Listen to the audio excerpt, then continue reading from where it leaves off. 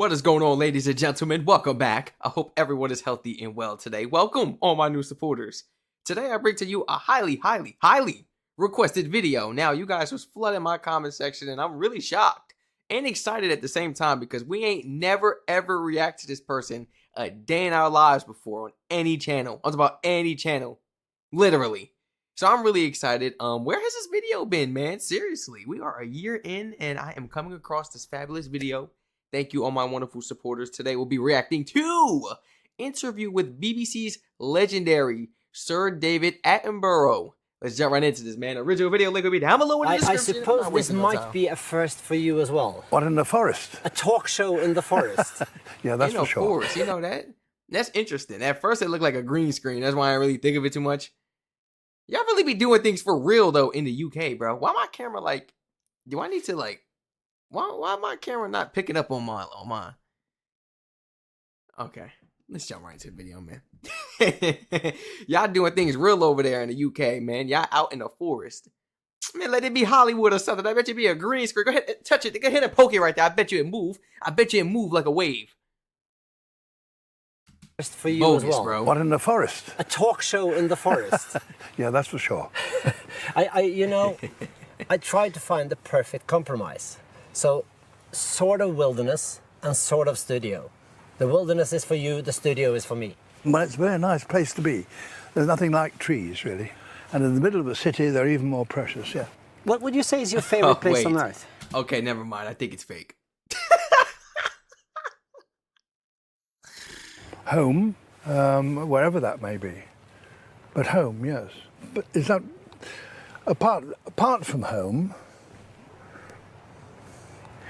Europe, because, I don't enjoy, here I am in Scandinavia, I should be saying it's wonderful to be cold, but I don't enjoy the cold particularly. I mean, it's bracing to a degree, but I don't enjoy being frozen stiff. I mean, I've been to both of the North Pole and the South Pole, and it's a relief to come out from those temperatures as far as I'm concerned. I'm not too sure when this video was made, but he don't look nowhere near 100 years old. He just hit, was it May? What was it? Was it May 8th? I don't know if I got the date correct. If I got it spot on, please forgive me and please correct me if I got it wrong. Was it May 8th? He just turned 100 years old. Now, if he looks anything close to this, he still don't look close to 100 years old. That is amazing. It's just the food out there, huh? There gotta be the food, It's man. a relief to come out from those temperatures as far as I'm concerned. But equally, I don't like it being boiling hot either. So Europe's pretty good to me. You're here because the Perfect World Foundation has honored you with a prize, Yes. being the conservationist of the year. Well, that's very flattering. Yeah, but is that what you identify as a conservationist first and foremost? I think first and foremost, I'm a television producer. I make television programs.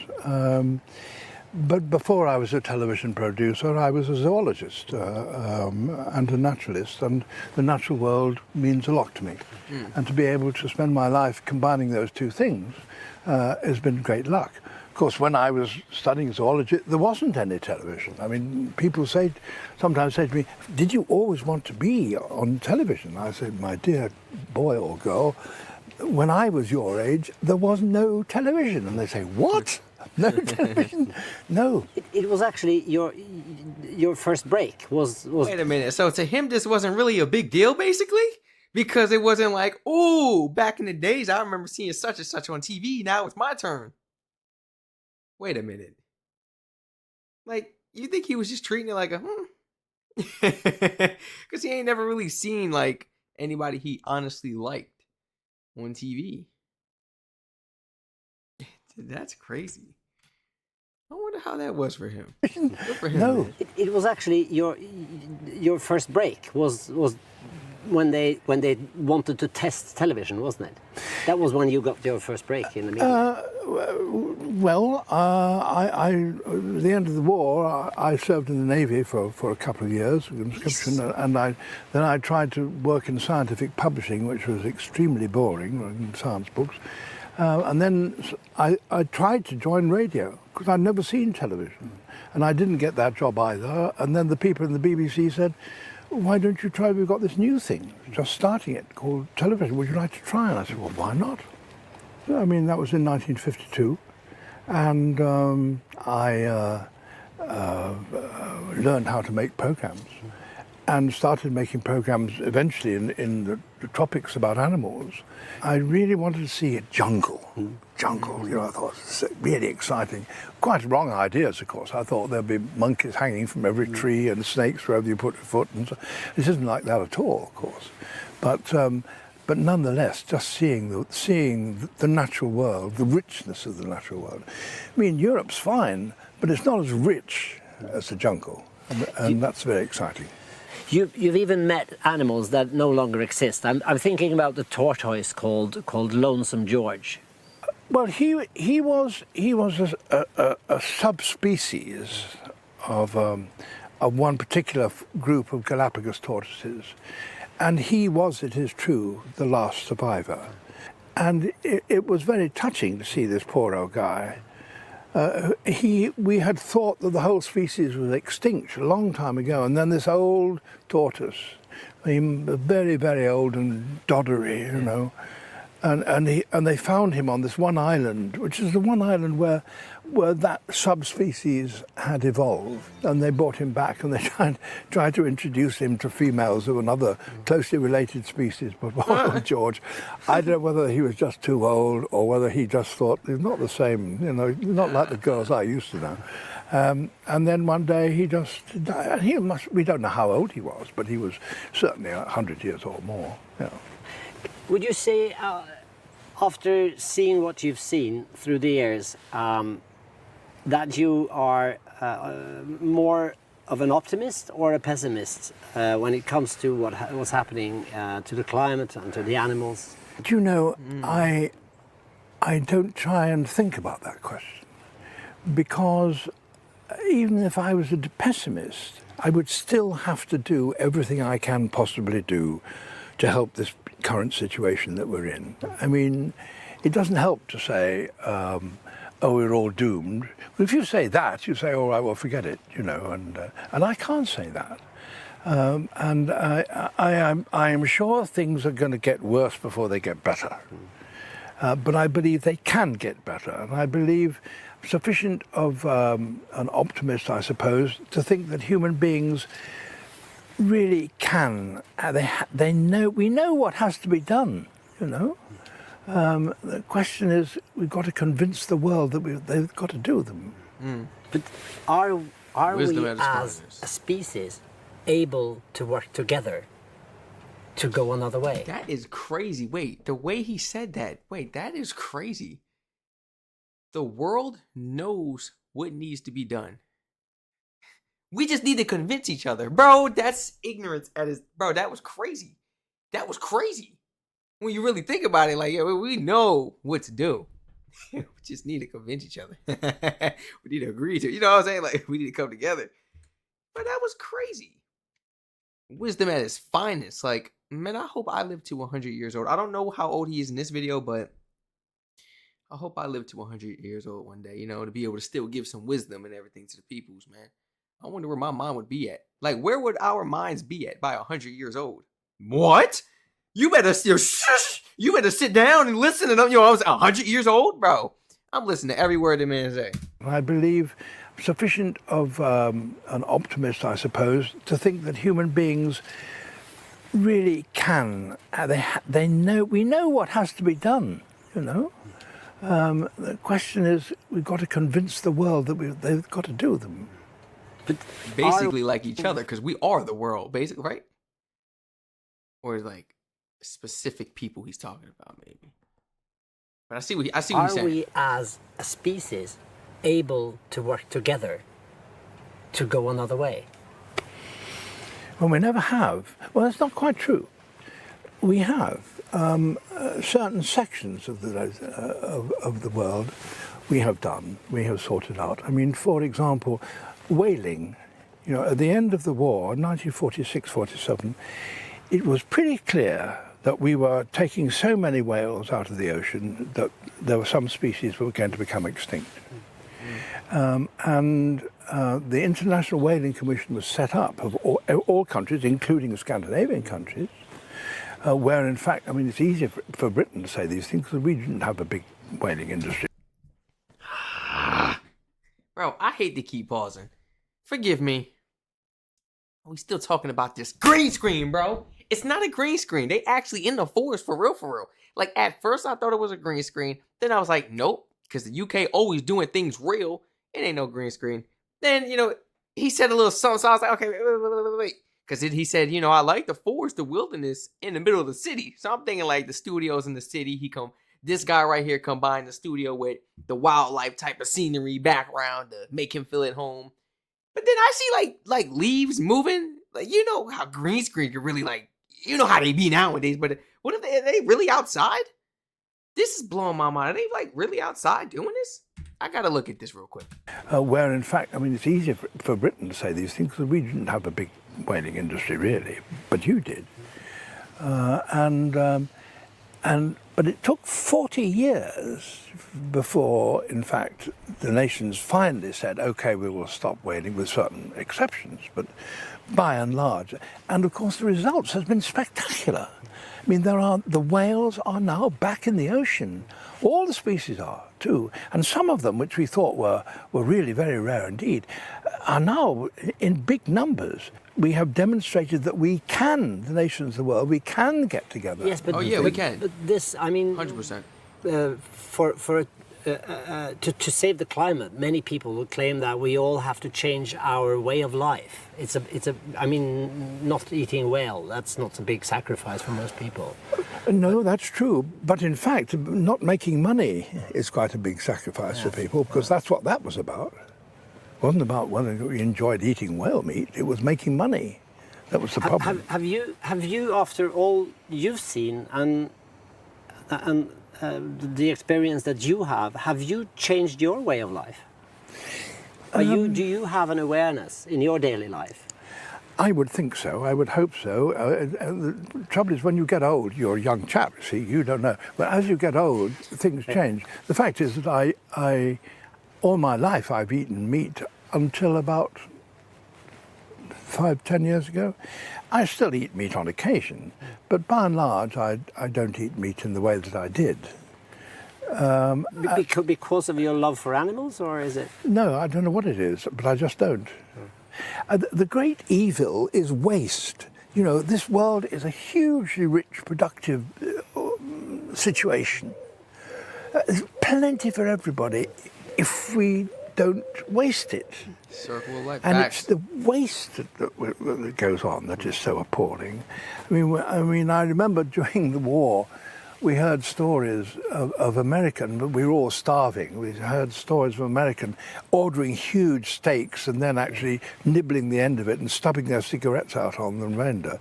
And that sort of gross wastefulness is the evil. If we stop wasting things, there's plenty for everybody. Yeah. I mean, some people... Wasting like that, bro? He's right. You gotta be like an evil type of crew. I don't like... Things, there's plenty for everybody. Some people really outside claim that the problems are exaggerated with the climate and the environment. Some people even say that the climate crisis is a big hoax. The American president is one of them. If I was him, if you sat here with him now, what would you say to him? I don't know what I could say to President Trump. I know what I said. Oh, this was recent. How recent was this? I should have checked the date.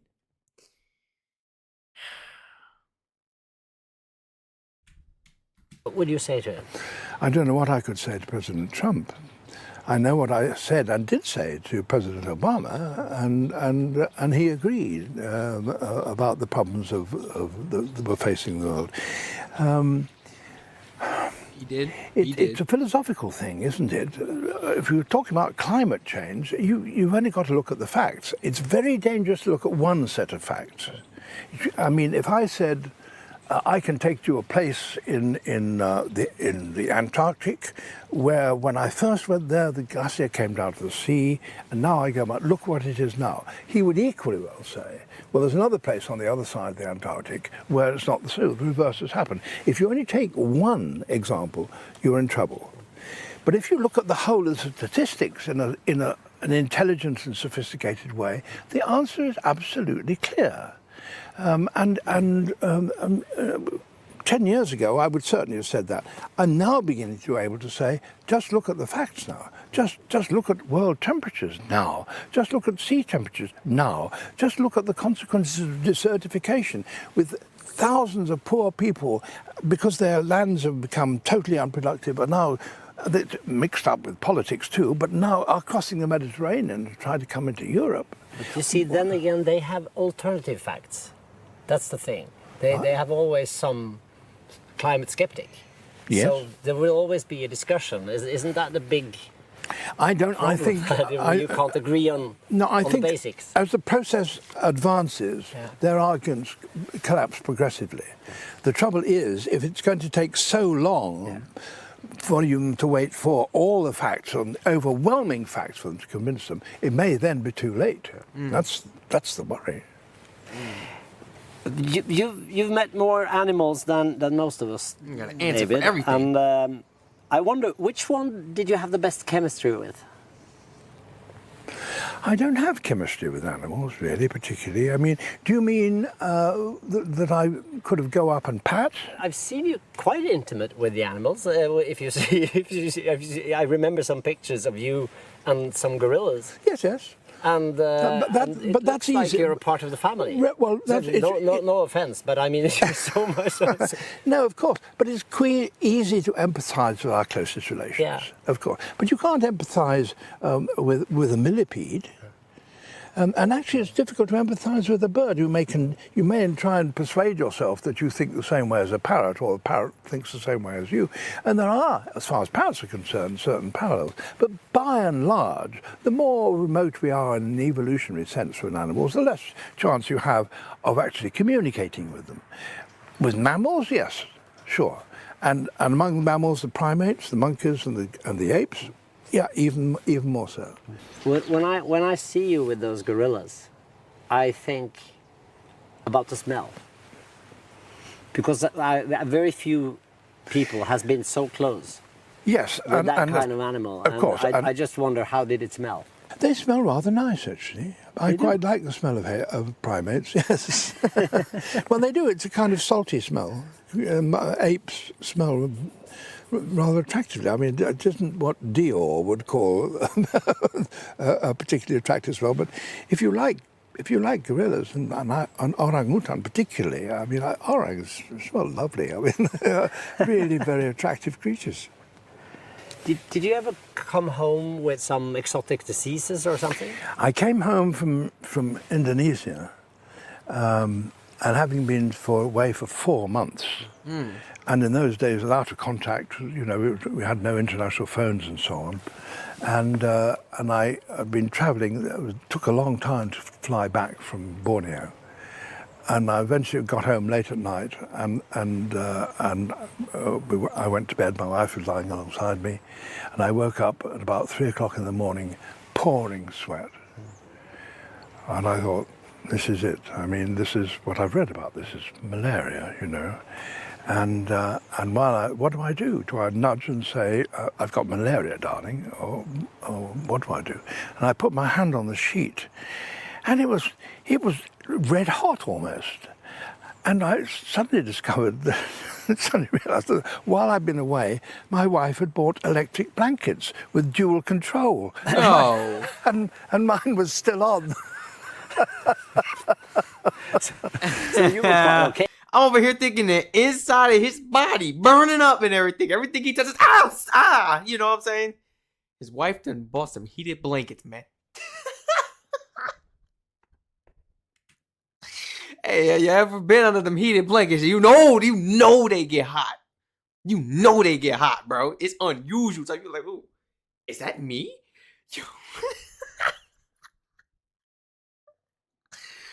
bought Oh. electric blankets with dual control, and mine, and mine was still on.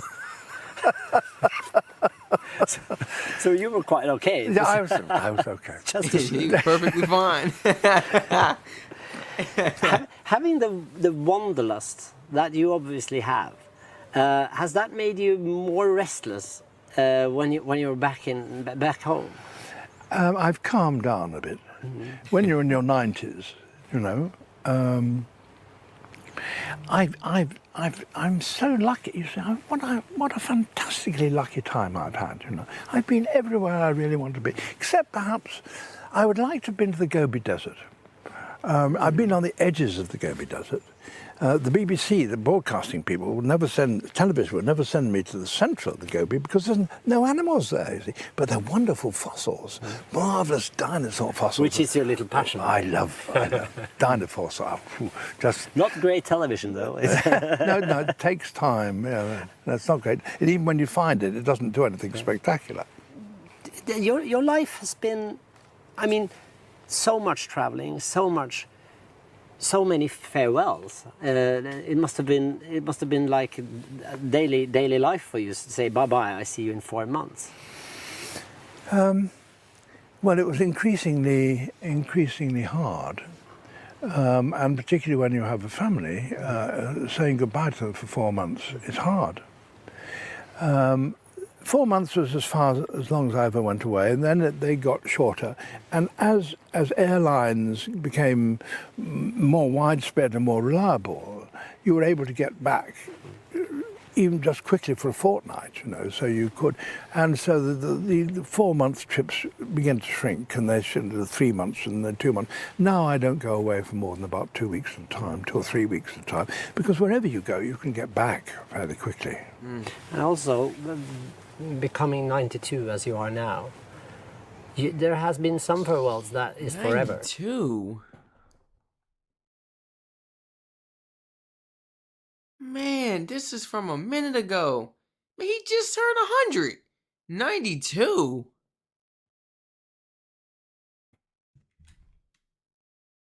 Being 92 as you are now, there has been some farewells that is forever for you. Which has been the most difficult for you? Well, if I mean, losing your wife is a traumatic and devastating experience, and which Man, I'm not gonna lie. That's really like a fear for me, you know. Strac would rather be single for the rest of his life than to see his wife go. I'm gonna keep it a buck. That. I don't like that. I don't like that. You know, you deeply in love. We've all been in love before. And I used to sit there and think like, man, it'll never end. We get married. I can't see this person go. You know. And it's crazy because it's like you don't even stay with that person. It's like, wow. Love ain't really on to the next, bro. You know what I'm saying? But like, love ain't really nothing but a thing. Like, but it is sad, and I know some family members that lost their wives. You know, right next to them in bed, bro. That's traumatizing. I don't have a heart to be able to, you know, bear with something like that. That'd literally take the light away. I don't know. and devastating experience. That's like, you know. And which casts a long shadow. Rest in peace, man. And that's the closest loss I've had. Losing your parents and losing my brother is also a great shock. Richard, the filmmaker. Yes. You were. Now, people don't really talk about that when you get older and older. You've experienced so much, you know so much. Yes, it's a blessing to be alive, but we got to think about what those people have seen and went through in life. You know? Let people tell in the U.S., they're living their life. They're going to be up out of here by like 67, maybe 70. You know what I'm saying? This is how people are thinking. No, I'm trying to live long, long. You got to be prepared for what you may experience in life, you know? Living that long, there are some kids who will see their parents go. You know? But as a kid, you're supposed to see your parents go. You know, you're not supposed to go before them. It's not how it works. But that is gonna hurt, you know. They probably lost a lot of friends along the way. Like he said, a spouse.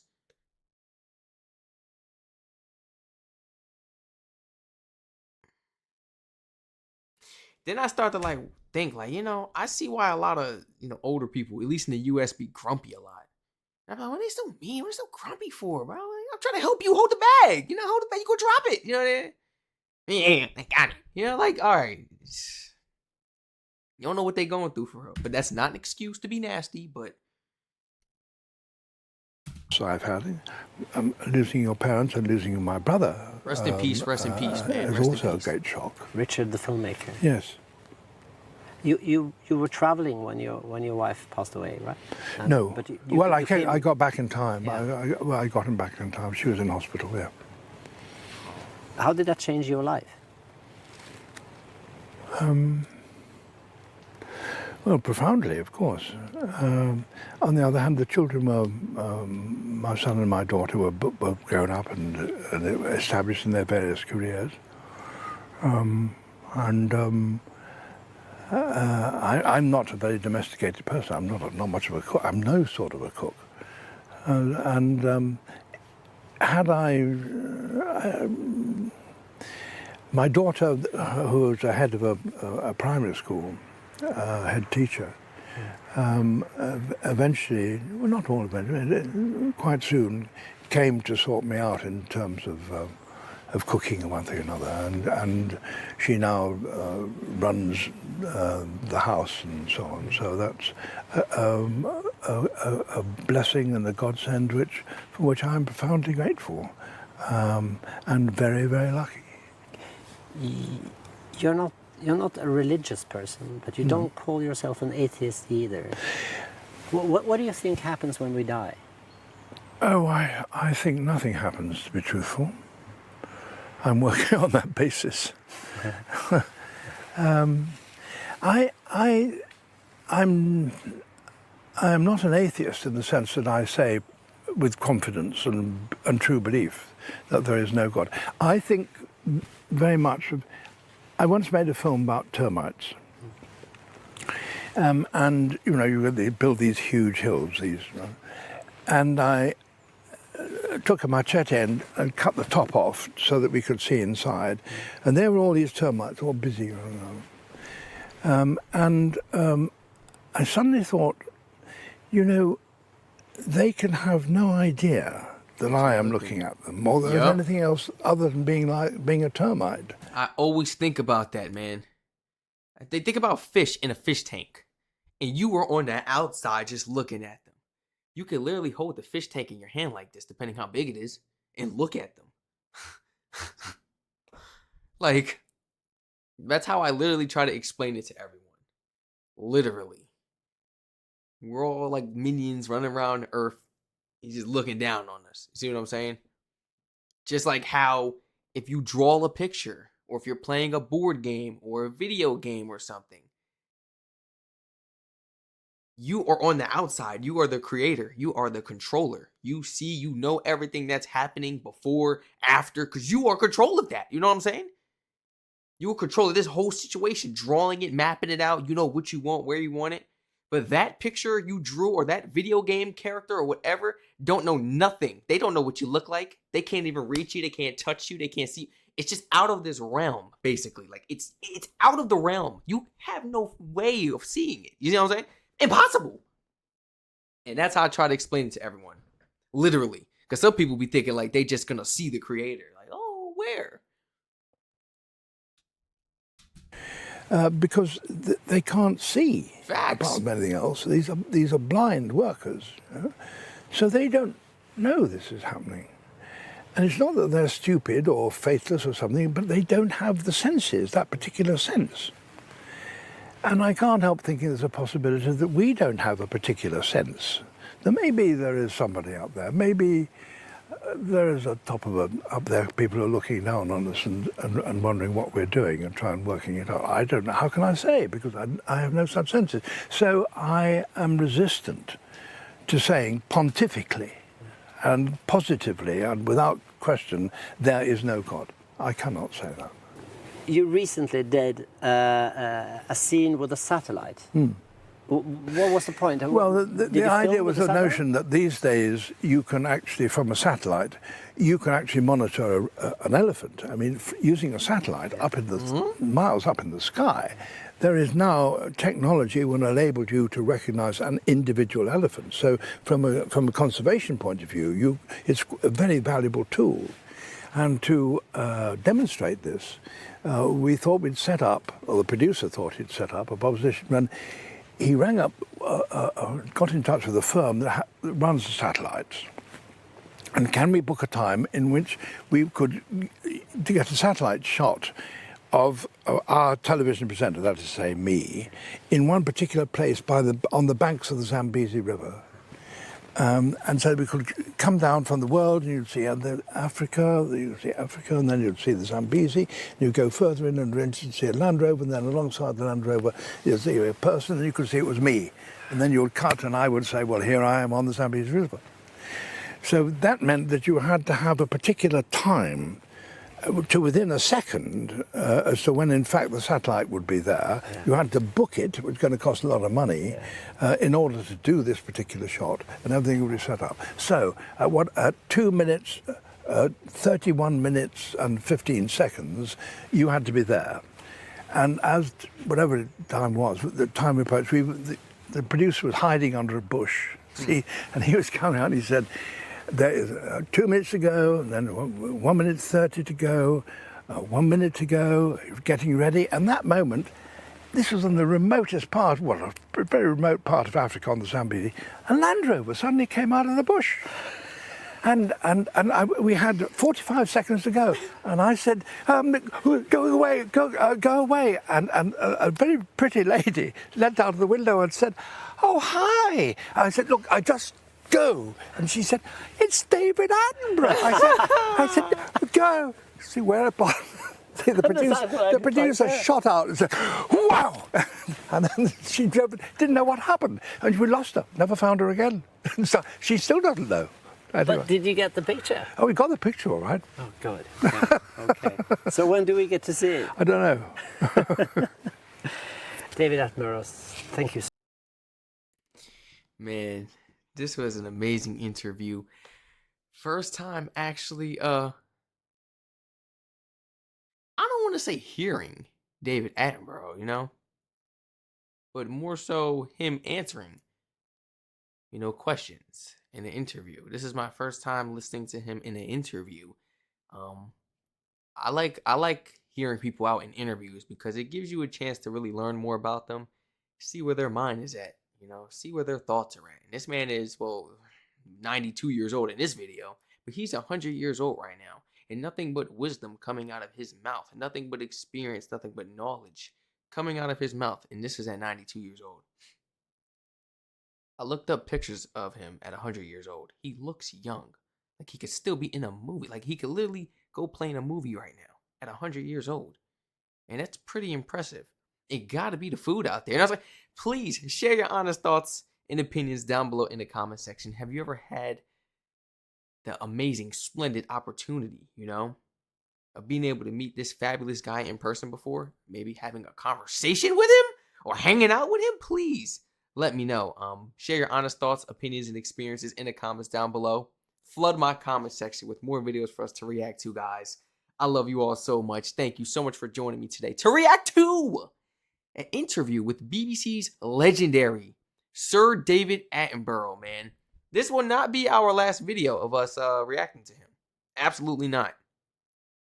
We got to react to some more videos, but some more recent ones. Like, I want to hear him out at 100 years old. Is there any interviews with him, on his 100th birthday or something like that or something? Or a message from him or a message of, maybe like a message of wisdom, should I say? Do people do that on their 100th birthday? I feel like he should. He seems like a really smart, genuine guy. Yet again, I know what this man has brought to the UK, to the world, should I say. Because there's people outside of the UK, in the US, who are into this human being, who actually know about him, learn about him, know about his occupation, the things he has, actually done throughout history. I wouldn't say everybody on the outside is clueless to this man, because I definitely ain't. And stay safe, everyone. I love you all so much, and thank you so much for joining me today. I did like the video. I did like the video. Okay. But please flood my comment section if there's any more recent videos out there. But you already know I'm going to go do some research. I'm going to probably find it before you because I'm checking right after this.